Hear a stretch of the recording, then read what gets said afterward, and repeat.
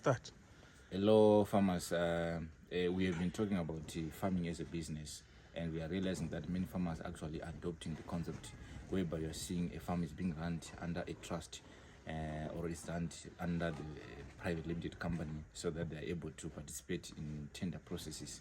You can actually supply your tomatoes, your cabbages, or even your broiler meat, value added products from your farm, because you are no longer thinking about the primary production, which is actual farming on the farm, but it's about the value addition in the marketing part and also engaging with the clients, looking at what is really needed by the market. That is why we give life to the Makoronyera, because we are not more into marketing. We are only focusing on the production side, but not necessarily marketing oriented.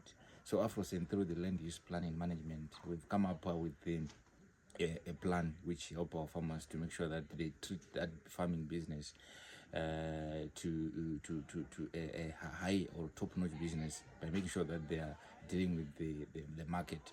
So here we are in a greenhouse which is 500 square meters, and we planted these tomatoes. I think now they are about 65 days, and already they are at maturity, as you can see, and we are realizing that at each cluster we're getting plus or minus 5 fruits, and we are happy that we are going to achieve our set target yield of at least 12 kgs of fruits per plant. So if you multiply by 500 plants, you realize that we got a very good yield. But it's a matter of choosing the enterprise to do. Imagine with the same piece of land, 500 square meters, someone would say, I want to do carrot, but how much are you going to generate on that small scale? But if you put a greenhouse, you'll be able to get at least 5,000 each and every 5 month period, which is good, because if you work with 5 months, maybe to a year, with getting 6,000, 7,000, it's actually a good amount of money. But how do you then need to do that? The first thing is land use planning, so that you know what project should I do. Not doing a project because you've seen someone doing the same project. Like after this video, then you say I want to do greenhouse. Why do you want to do greenhouse? Probably you've got 50 hectares. You can still make more money by doing maize, by doing wheat. Depending, do you have enough water for irrigation?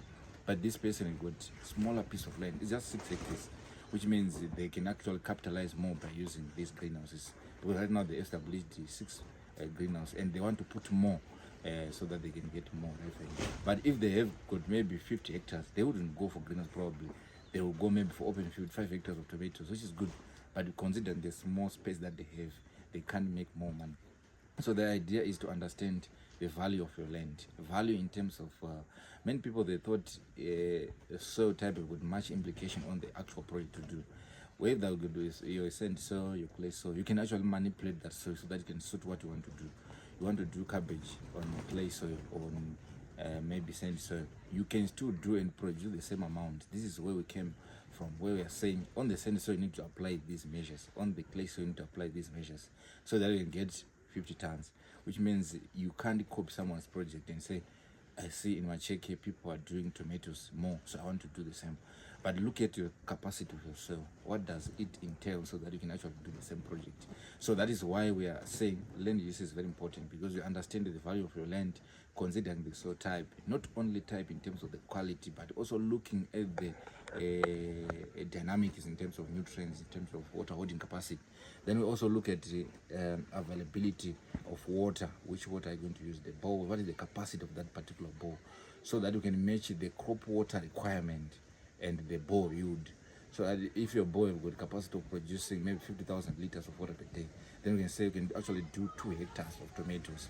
Or you can't do potato because the bowl yield is not good. You can do maybe cabbage because it doesn't require more of the water.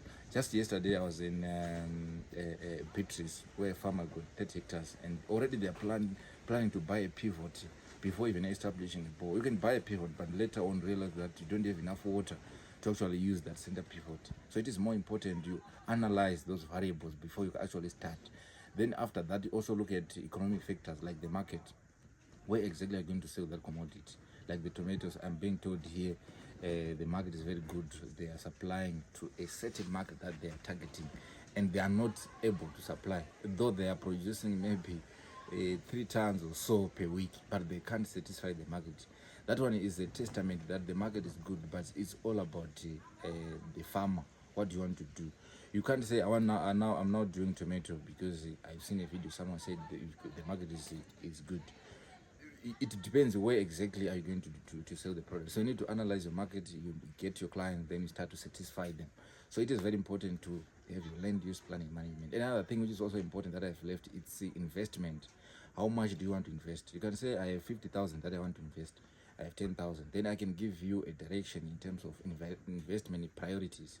To say you have your 50 hectares. The first thing is to do fencing, but we can do fencing on a project that you want to focus on. Maybe you want to do broiler. You can only fence the broiler section so that you don't waste a 15,000 US dollar fencing, but you're not going to use that the whole space unless you're now doing cattle farming where you want to enclose your animals. Yes, you can fence the whole farm, but in the beginning you need to focus on the enterprises that can give you money so that you reinvest the returns that you get from those particular projects. So that is the whole about the land use planning and management. And also imagine you now know that where exactly you're going to put your homestead, where exactly you're going to put your greenhouse, your crop fields, your poles. Everything is planned. The whole farm that you see as a successful farm is started by planning. Where exactly can I put this field? Thank you very much for watching this video. I just hope it was helpful to you, and hope maybe next time you can pass through our offices so that we can do land use and management plan for your farm. Thank you very much.